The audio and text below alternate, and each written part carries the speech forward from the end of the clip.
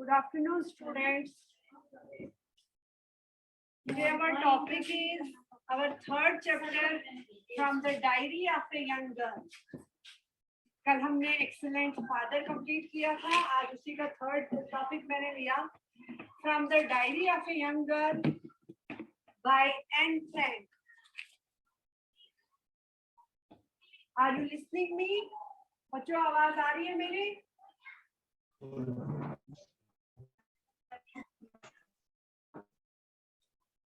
Introduction देती हूँ इस टॉपिक का from the diary of a young girl. Diary क्या है? यंग गर्ल तो पता है आपको, एक जवान नौजवान लड़की। ये डायरी क्या होती है?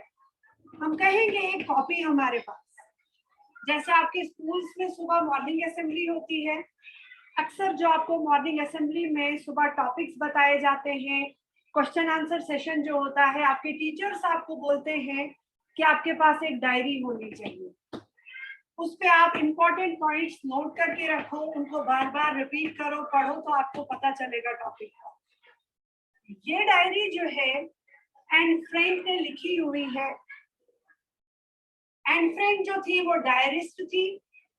डायरिस्ट क्या होता है? जो डायरी लिखता है। जैसे नॉवल लिखने वाले को नॉवेलिस्ट कहते हैं, ड्रामा लिखने वाले को ड्रामेटिस्ट बोलते हैं। जैसे इससे पहले हमने पढ़ा था एन एक्सीलेंट फादर, वो नॉवल थी और ये जो है ये डायरी से लिया गया। मैं थोड़ा सा आपको एन फ्रैंक के बारे में बताती हूँ। एन फ्रैंक जो है ये एक ज्यू लड़की है। क्या आप बच्चों को पता है ज्यू क्या होता है? गर्ल्स हायर सेकेंडरी स्कूल डोडा। गर्ल्स हायर सेकेंडरी स्कूल डोडा बच्चों, आपको पता है ज्यू क्या होता है?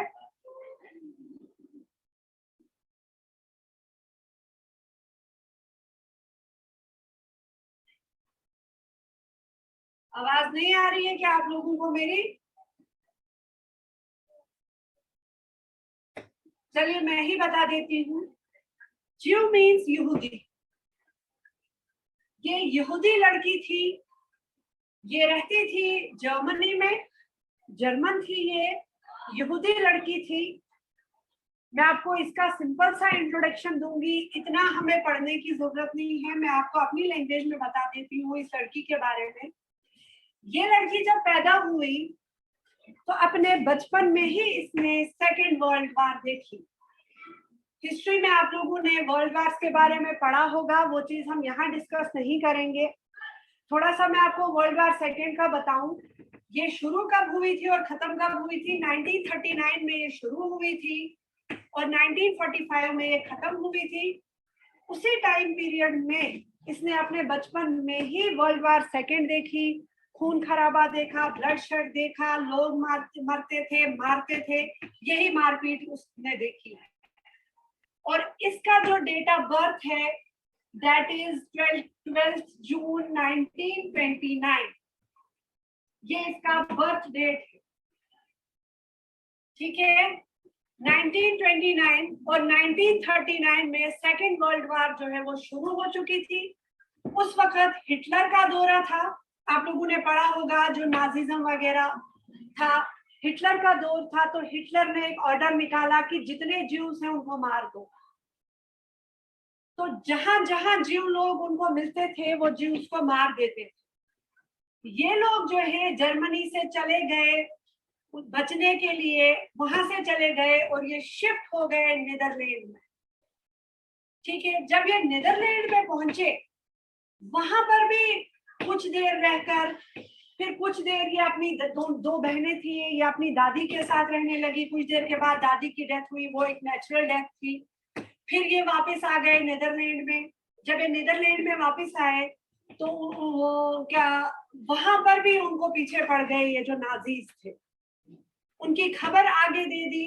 तो अपनी जान बचाने के लिए ये कहाँ चले गए? जहां पर उनके फादर का ऑफिस था, उसी बिल्डिंग में छोटा सा एक कमरा था, वहां पर ये रहने लगे और ये 2 साल तक छुपे रहे। हमारे पास लिखा हुआ है after 2 years in hiding the group was betrayed फिर अपने ही कुछ लोगों ने इनका धोखा दिया, इनकी खबर जो है वो आगे तक पहुंचाई। तो हिटलर ने कुछ कंसंट्रेशन कैंप्स बनाए थे जहां पर इनको रखा जाता था। जब इनकी खबर दी गई तो इनको ले जाया गया उस कंसंट्रेशन कैंप में। वहां पर पहले एन फ्रैंक की बहन की डेथ हो जाती है और कुछ ही दिनों के बाद डेथ हो जाती है हमारी एन फ्रैंक की। अभी मैंने डायरी शुरू नहीं की, अभी मैं चैप्टर भी बता रही हूँ आप लोगों को। सब लोग मैं सिर्फ इंट्रोडक्शन दे रही हूँ आपको एन फ्रैंक का। जब इसकी डेथ वहां पर हो जाती है, ये बीमारी थी, हम टाइफस पढ़े या टिफस पढ़े, इस चीज से उसकी डेथ हो जाती है। ये क्या था? ये एक इंफेक्शियस डिजीज थी जो फ्लाइज से, रेड्स से, ये जो जुएं जो सर में होती हैं उन जुओं वगैरह से जो फैलती थी। क्योंकि ये कंसंट्रेशन कैंप्स जो होते थे इनमें कोई सफाई वगैरह नहीं, वहां तो समझो एक किस्म के कैदियों को रखा जाता था। तो ये एन फ्रैंक भी वहीं पर थी। तो with in a span of 2 years वहां पे रहने के बाद ये लोग, इनकी डेथ हो गई। उसके बाद बचा तो उनका फादर, इनकी मदर भी पहले ही चली गई थी, फिर इनके फादर ने कहीं और शिफ्ट कर लिया था। ये जो हम पढ़ने जा रहे हैं, ये डायरी जो है एन फ्रैंक की डायरी, ये इतनी ज्यादा मशहूर हुई। हालांकि आगे आप देखोगे इस लड़की का लाइफ स्पैन जो है वो बहुत ही कम रहा है। 16 साल तक ही ये जी है। 29 में ये पैदा हुई और 45 में इसकी डेथ हो गई। बहुत ही कम टाइम स्पेन, 16 साल। लेकिन 13 साल की उम्र में इसने डायरी लिखनी शुरू कर दी। वो डायरी इतनी पॉपुलर हुई, इसके फादर ने इसको पब्लिश करवाया इसकी डेथ के बाद। वो डायरी कई जबानों में पब्लिश हुई। Originally it was written in Dutch language, लेकिन उसके फादर ने इंग्लिश लैंग्वेज में इसको ट्रांसलेट करवाया। उसके बाद बहुत सारे लैंग्वेजेस में उस डायरी की ट्रांसलेशन हुई और मूवीज की सूरत में भी हमारे सामने ये डायरी जो है वो मौजूद। ठीक है,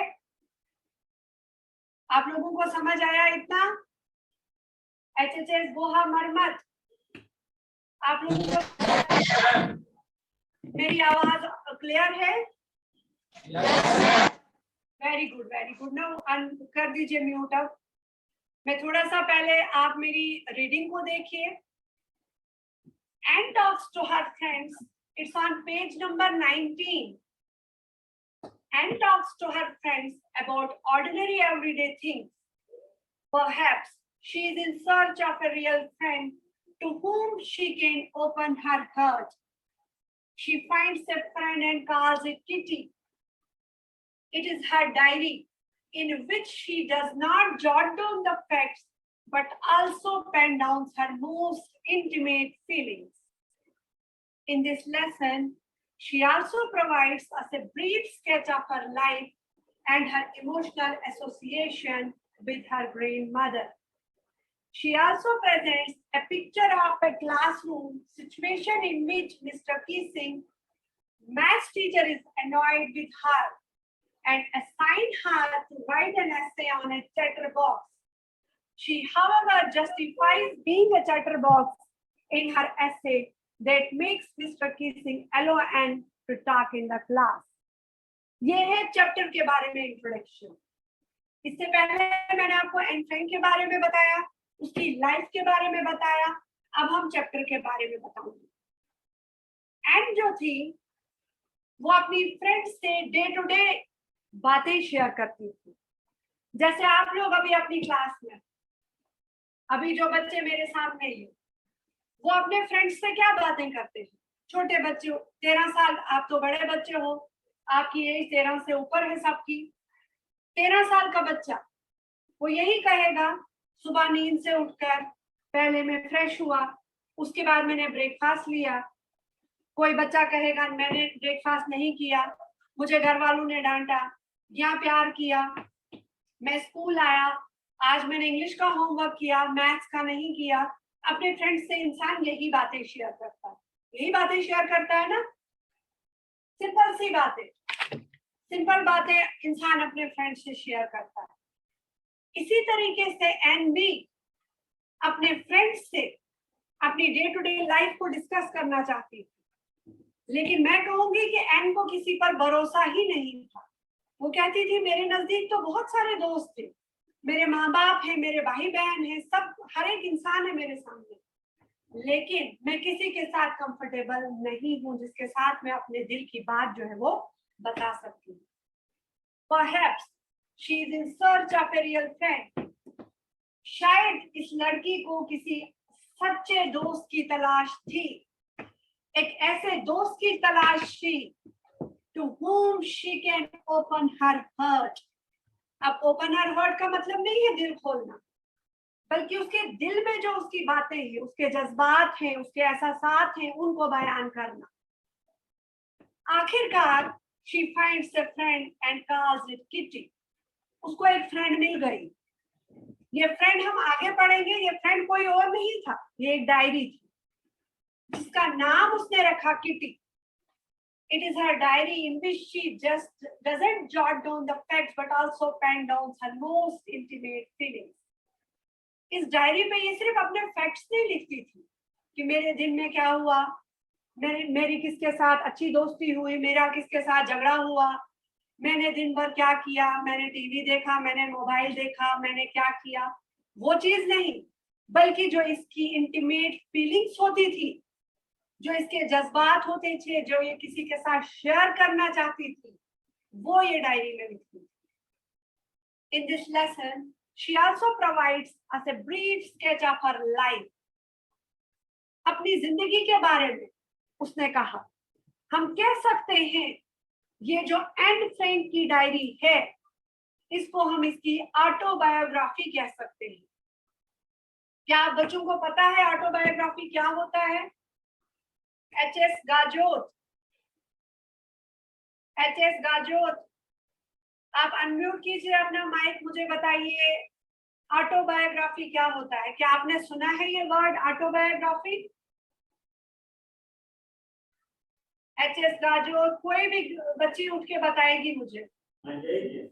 मैम किसी की अपनी हिस्ट्री, लाइफ हिस्ट्री, बच्चे लाइफ हिस्ट्री, ठीक है, वेरी गुड वेरी गुड। अपनी लाइफ हिस्ट्री, ठीक है। अब आप लोग अनम्यूट के बारे में अपनी लाइफ हिस्ट्री लिखना, उसको कहते हैं ऑटोबायोग्राफी। Auto mean self. जैसे मैं अपने बारे में कुछ लिखूंगी, अपने बारे में, मैं कब पैदा हुई, मैंने क्या एजुकेशन ली, मैं कहाँ से पढ़ी, मेरी फैमिली बैकग्राउंड, मेरा सब कुछ, दैट इज कॉल्ड ऑटोबायोग्राफी। और एक वर्ड होता है दूसरा, दैट इज बायोग्राफी।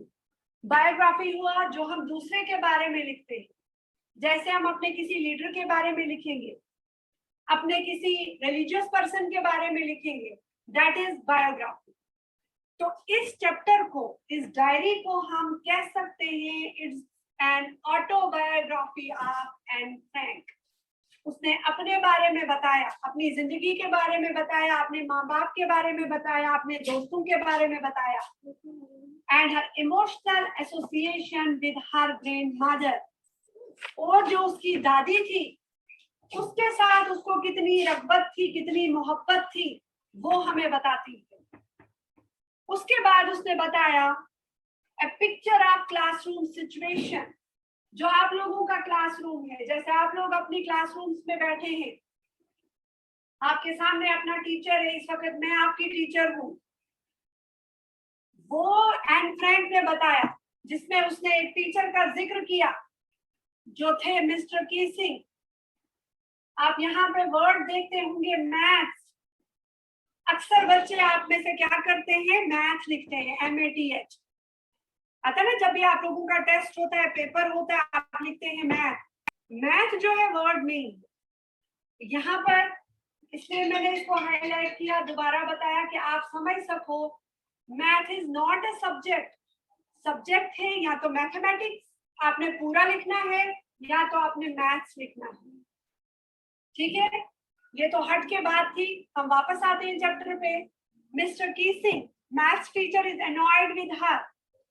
वो हमेशा चिड़चिड़े रहते थे मैथ्स के टीचर, क्योंकि एक टीचर को वो बच्चा बिल्कुल पसंद नहीं होता क्लास में जो डिस्टरबेंस क्रिएट करे, क्योंकि टीचर अपना बेस्ट लेक्चर डिलीवर कर रहा होता है और बच्चे बीच में शोर करते हैं। वो बच्चा, उस बच्चे से टीचर एनॉयड हो जाते हैं।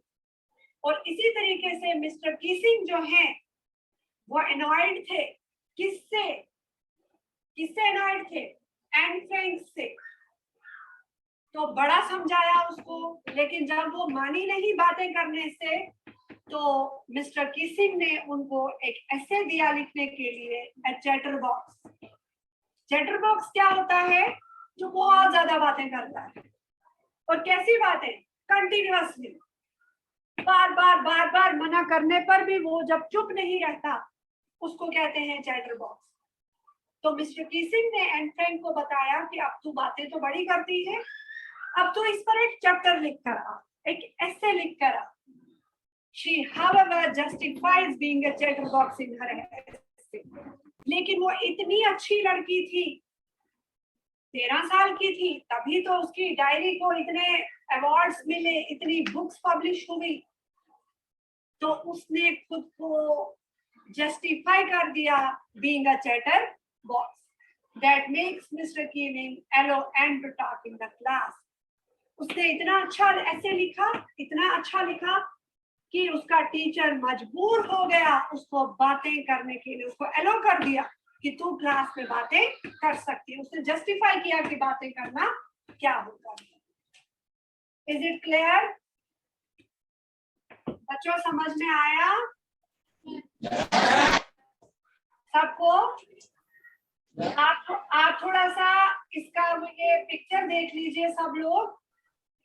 आपके पेज नंबर 19 पर स्टार्ट में ही एक पिक्चर बनी हुई है ना? ये पिक्चर जो है ये एन फ्रैंक की है, जो ली गई है 10 अक्टूबर 1942।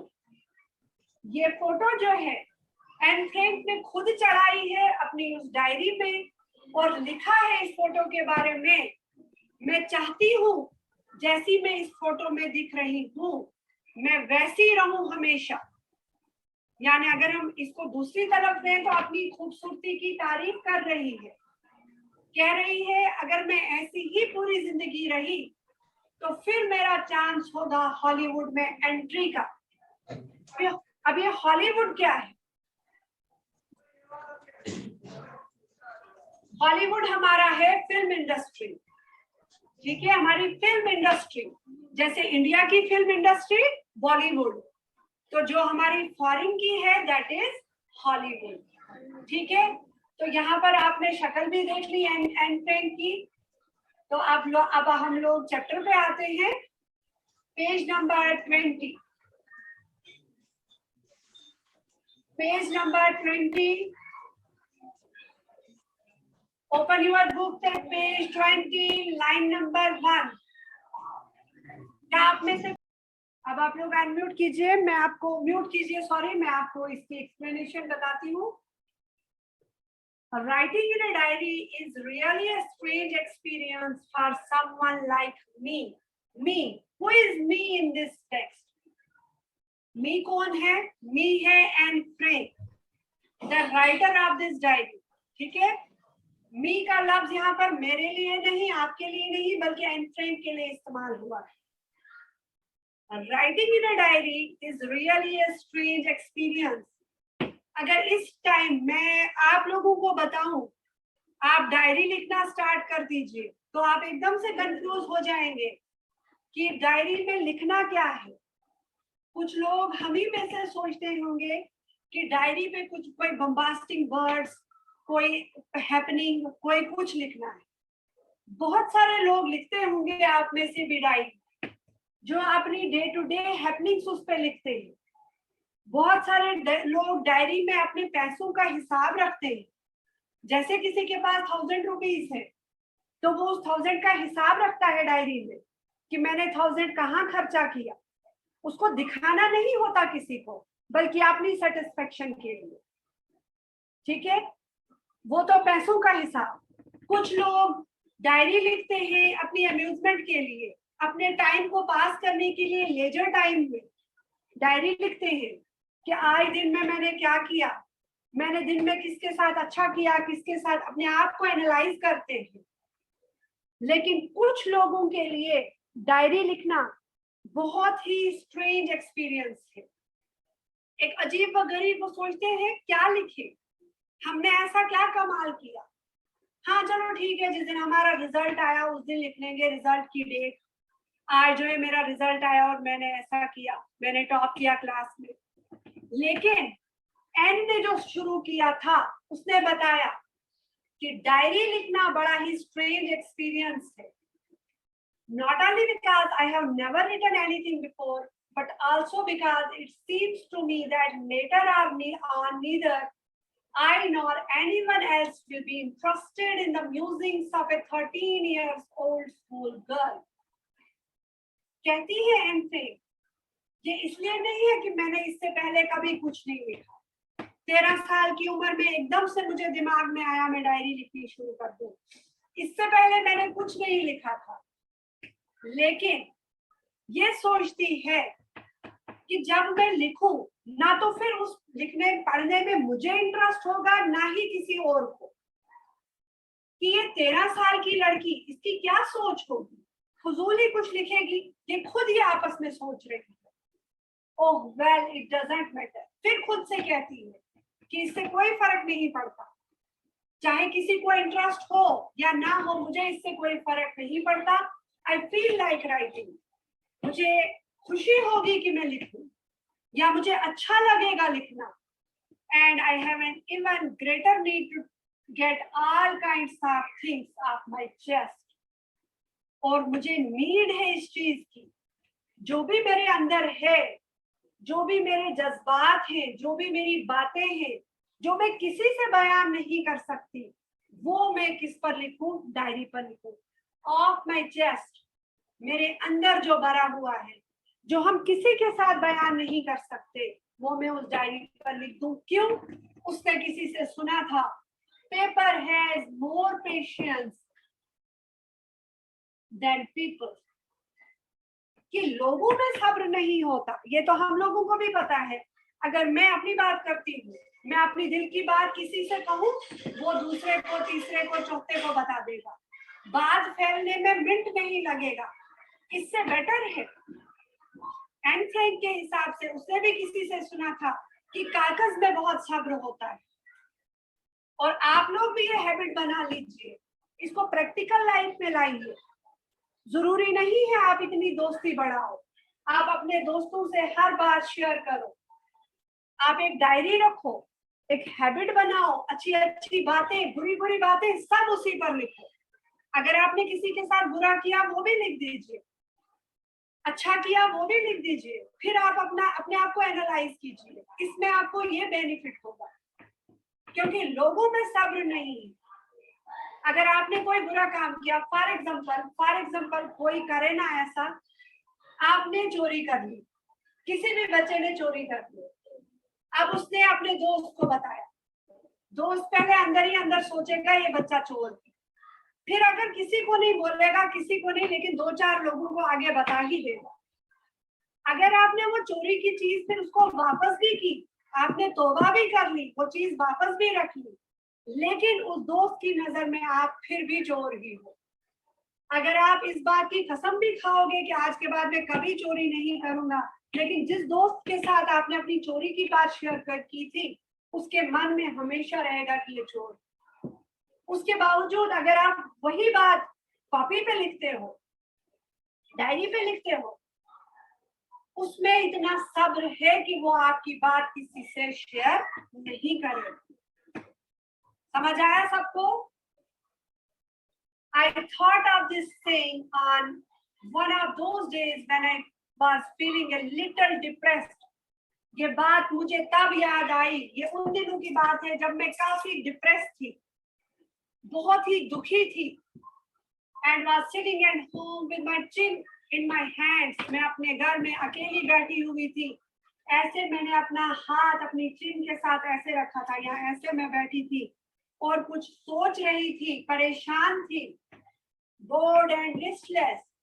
बोर हो चुकी थी मैं, लिस्टलेस, मुझ में हिम्मत नहीं थी, मुझ में कोई एंथुजियाज्म नहीं था, कोई जोश नहीं था, इतनी भी हिम्मत मुझ में नहीं थी कि मैं उठती, wondering whether to stay in or go out. मुझे समझ ही नहीं आ रहा था कि क्या मैं यहीं पर बैठी रहूं या बाहर चली जाऊं, मुझे समझ में नहीं आ रहा था। I finally stayed where I was. आखिरकार मैं वहीं बैठ गई जहां मैं थी। ब्रूडिंग, ब्रूडिंग होता है कोई गहरी सोच में कुछ ऐसा सोचना, कुछ ऐसा गहरा सोचना जो मुझे दुखी कर देता था। Yes, paper does have more patience.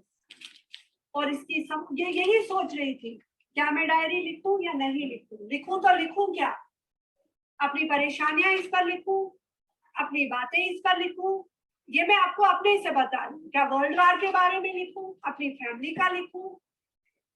Since I am not planning to let anyone else read this stripped back notebook grandly referred to as a diary, और ये भी नहीं चाहती थी कि इसकी डायरी को कोई पढ़े, इसने अपनी डायरी को कहा स्ट्रिप्ड बैक नोटबुक, पुराना रफ सा, जिसका जैसे हम लोगों आप लोगों के पास कॉपीज है, फिर काफी टाइम जब हो जाता है वो कॉपीज पुरानी जैसी हो जाती है, उनका कवर जो है वो स्ट्रिप्ड हो जाता है। Unless I should ever find a real friend, कहती है, और मैं नहीं चाहती कि कोई मेरी डायरी को पढ़े जब तक कि मुझे कोई अच्छा साथी ना मिले। It probably won't make a bit of difference. मुझे कोई फर्क नहीं पड़ता जब तक मुझे कोई ऐसा साथी ना मिले जो मुझे मैं उस पर भरोसा कर सकूं, तब तक मेरी डायरी को कोई नहीं पढ़ना चाहिए। Now I am back to the point that prompted me to keep a diary in the first place. I don't have a friend. यह मैं अपने पॉइंट से वापस ले जाती है कि मुझे डायरी लिखने पर किसने मजबूर किया, किस चीज ने मुझे उकसाया डायरी लिखने पर। वो ये चीज थी कि मेरा कोई दोस्त नहीं था। ऐसे तो हमें लगेगा कि ये बेचारी अकेली थी, यहाँ तक जब मैंने पढ़ा या आपको पढ़ाया, मुझे तो अभी तक यही लग रहा है कि इसका दुनिया में कोई है ही नहीं, ये बिल्कुल अकेली है, तभी ये अपनी बात किसी के साथ शेयर नहीं कर सकती। आप लोग स्कूल से जब घर जाते हो, आप अपने घर वालों के साथ स्कूल की बात करते हो, आज आप घर में जाके पक्का बोलते होंगे कि हमारी ऑनलाइन क्लास लगी है, हमें कोई नए ही टीचर पढ़ाते हैं, क्योंकि आप लोग तो हमें जानते नहीं ना थे, हमें नए ही टीचर पढ़ाते हैं। आप ये बातें अपने घर वालों से शेयर करते हो, लेकिन ये जो एंथ्रेक थी ये बात भी किसी से शेयर नहीं करती थी, तो हमें ऐसा ही लगेगा ना ये अकेली थी दुनिया में, लेकिन ऐसा नहीं है। इसको भरोसा किसी पर नहीं था, हालांकि इसकी कोई वो बड़े राज नहीं थे जो वो किसी से बयान करना चाहती। समझ आया? Let me put it more clearly, since no one will believe that a 13-year-old girl is completely alone in the world. कहता चलो मैं आपको एक बार और क्लियर कर देता हूँ, ये मैं क्लियर करती हूँ आपको कि कोई भी यकीन नहीं करेगा कि एक 13 साल की लड़की एक दुनिया में बिल्कुल अकेली होगी। कैसे हो सकती है? फॉर एग्जाम्पल, इसके घर में कोई नहीं है, लेकिन उसके चाचा चाची, मामा मामी, कोई रिलेटिव, कोई नेबर, कोई दोस्त, वो तो हो ही सकते हैं, और साथ में कहती है एंड आई एम नॉट, और मैं अकेली नहीं हूँ। आप लोग ऐसा नहीं समझना कि 13 साल की लड़की दुनिया में बिल्कुल अकेली है, और साथ में ये बात क्लियर करती है कि मैं अकेली नहीं हूँ। आई हैव लविंग पेरेंट्स, मेरे माँ बाप हैं जो मुझसे बहुत ज्यादा प्यार करते हैं। मेरी 16 साल की बहन है, and there are about 30 people I can call friends, और कोई 30 लोग हैं जिनको मैं अपना दोस्त जो है वो कह सकती हूँ। आई थिंक टाइम जो है वो खत्म हो गया मेरा, यहाँ तक हम आज करते हैं, इंशाल्लाह कल हम इसको कंटिन्यू करेंगे। आप लोगों की समझ में आया? अब लोगों को सभी स्कूल जो जुड़े हुए हैं हमारे साथ, उनको समझ में आया? Yes, ma'am. चलिए बच्चे, अब कर लूँ बात? ठीक है बच्चे, थैंक यू वेरी मच।